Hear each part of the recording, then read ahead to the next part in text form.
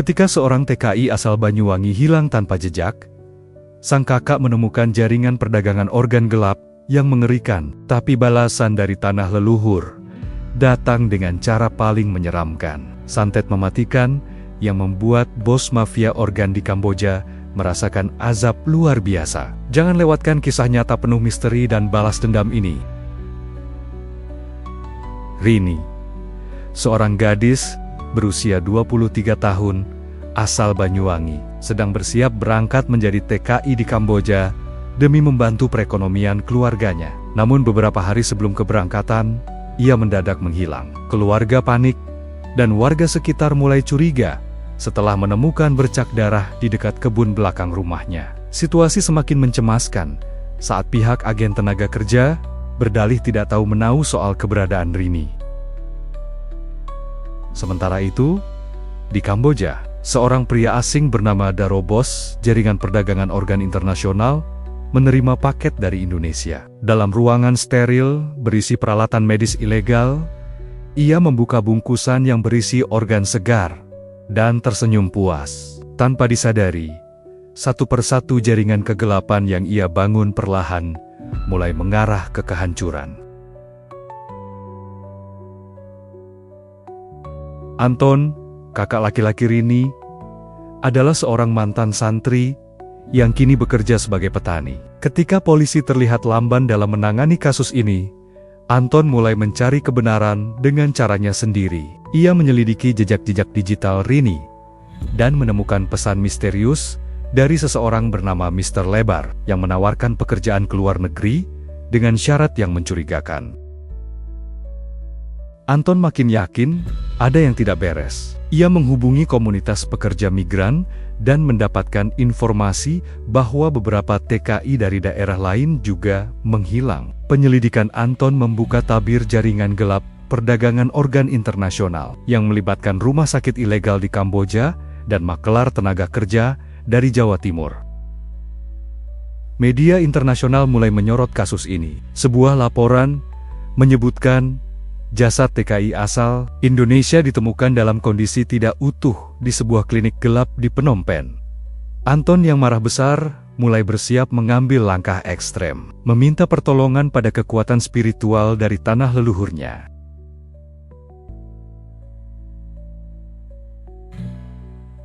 Anton menemui Mbah Suko, seorang dukun sepuh dari desa sekitar yang dikenal memiliki ilmu santet warisan leluhur Majapahit. Ia membawa sehelai pakaian Rini yang terakhir dikenakan dan segenggam tanah dari lokasi ditemukannya bercak darah.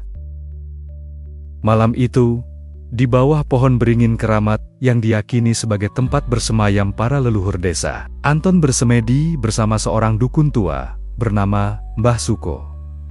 Lelaki renta itu dikenal sebagai penjaga ilmu warisan para leluhur. Dengan sesajen berisi bunga 7 rupa, ayam cemani, dan dupa menyan, mereka memulai ritual pemanggilan roh penjaga tanah Jawa untuk menuntut balas. Mbah Suko menaburkan bunga ke udara sambil melantunkan mantra kuno dalam bahasa Jawa halus. Angin tiba-tiba bertiup kencang, dan kabut turun menyelimuti sekitar. Cahaya bulan tertutup awan. Dalam kondisi trans, Anton melihat sosok perempuan berlumuran darah. Sosok itu menyerupai adiknya, Rini. Sosok tersebut menunjuk ke arah barat, dan dari arah itu terdengar suara rintihan kesakitan.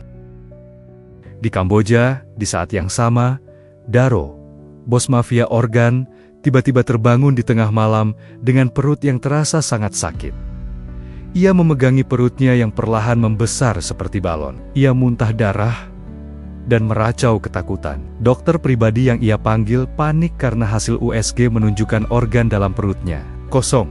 Seolah-olah organ-organnya menghilang satu persatu.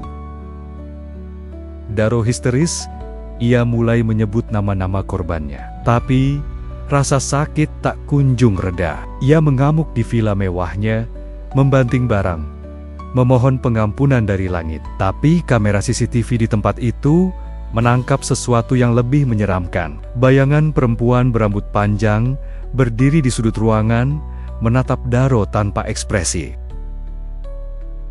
Kabar aneh ini tersebar di forum gelap para mafia internasional. Mereka menyebutnya The Java Curse. Beberapa rekan Daro mulai ketakutan dan membatalkan semua transaksi organ dari Indonesia. Sementara itu, Anton membuka matanya dari semedi, dengan air mata mengalir dan dada bergemuruh. Ia tahu, balas dendam Rini telah dimulai.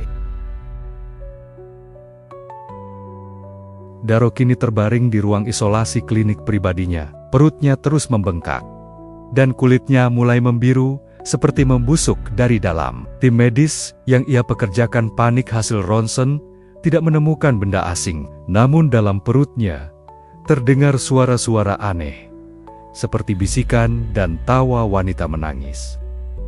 Setiap malam, Daro berteriak histeris. Ia melihat bayangan perempuan berjilbab berdiri di pojok ruangan, menatapnya dengan tatapan kosong dan berdarah. Para suster mulai mengundurkan diri karena ketakutan. Di Banyuwangi, Anton mendapat mimpi dari arwah Rini. Dalam mimpinya, Rini memeluknya dan berkata, "Aku sudah melihat cahaya, Mas. Tapi mereka masih harus dihukum." Anton terbangun dengan air mata di wajahnya. Ia memutuskan untuk tak berhenti. Masih banyak korban lain yang harus diselamatkan, dan masih banyak pelaku yang belum menerima balasannya.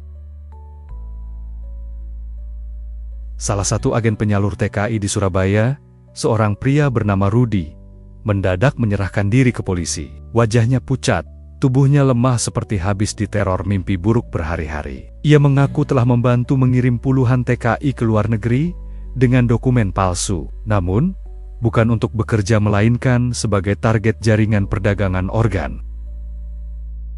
Rudi menangis histeris saat menceritakan apa yang ia alami setiap malam. Ia bermimpi dikejar sosok-sosok perempuan tanpa mata yang menjerit menuntut balas. Salah satunya menyebut nama Rini. Polisi mulai membuka dokumen digital dan catatan transaksi. Nama-nama korban lain bermunculan, semuanya hilang tanpa jejak. Dalam kurun 3 tahun terakhir, sebagian keluarga korban didatangi oleh arwah anak atau saudaranya lewat mimpi, menunjukkan lokasi terkuburnya organ tubuh mereka. Arwah-arwah yang tenang kini mulai bangkit menuntut keadilan. Di sisi lain, Anton dan Mbah Suko mulai mempersiapkan langkah terakhir, menghancurkan inti kekuatan sihir hitam di jantung sindikat Kamboja melalui ritual paling sakral. Anton berangkat ke Kamboja bersama tim kecil dari komunitas aktivis migran dan wartawan investigasi. Mereka menyusup ke Phnom Penh dengan identitas palsu. Di tangan Anton terdapat keris warisan yang telah dirituali oleh Mbah Suko dan diyakini dapat memutus ikatan gaib yang melindungi sindikat Daro. Di sisi lain, kondisi Daro semakin parah. Perutnya yang membesar mulai mengeluarkan aroma busuk. Dokter modern tidak bisa menjelaskan fenomena ini. Saat diperiksa X-ray, tampak benda-benda aneh seperti potongan tulang dan bunga 7 rupa di dalam perutnya, seolah tubuhnya dirasuki kekuatan dari dunia lain. Di malam purnama, Anton bersama rekannya berhasil menyusup ke klinik ilegal Daro yang dijaga ketat. Mereka melakukan ritual pemutusan di ruang operasi tempat ginjal Rini pernah diambil. Anton membacakan doa dengan air dari Banyuwangi, memercikannya ke sekeliling ruangan sambil menusukkan keris ke lantai. Tiba-tiba, terdengar teriakan Daro dari ruangan atas. Ia berteriak kesakitan sambil menggeliat seperti dirasuki sesuatu. Tak lama kemudian, listrik di gedung padam, dan bayangan-bayangan menyerupai korban berdatangan, menuntut darah terakhir. Malam itu menjadi malam terakhir bagi Daro. Teriakannya menggema di seluruh gedung sebelum akhirnya terdiam. Saat tim medis mendobrak masuk, mereka menemukannya sudah tak bernyawa, matanya membelalak dan perutnya meledak dari dalam, meninggalkan serpihan bunga 7 rupa dan abu membara. Polisi Kamboja yang selama ini tutup mata tak bisa lagi mengabaikan fakta. Rekaman CCTV dan bukti dari tim investigasi Anton menjadi viral. Puluhan korban TKI ditemukan terkubur di belakang rumah sakit ilegal itu. Pemerintah Indonesia terpaksa turun tangan, dan sindikat perdagangan organ ini pun dibongkar habis-habisan oleh Interpol. Anton membawa pulang keris yang kini hangat dan bersih. Di desa Mbah Suko, Mbah Suko menyambutnya dengan senyum tenang. Arwahnya sudah kembali ke asal, dan dendamnya sudah selesai, ujar sang dukun sambil menutup matanya perlahan. 3 bulan kemudian, sebuah tugu kecil dibangun di kebun belakang rumah Rini. Sebuah papan kayu bertuliskan, "Untuk para pahlawan migran yang tak pulang, namamu kami kenang, doamu kami lanjutkan." Anton kini aktif sebagai pembela TKI dan membuka lembaga advokasi di Banyuwangi, menjaga agar tak ada lagi Rini-Rini lain yang jadi korban.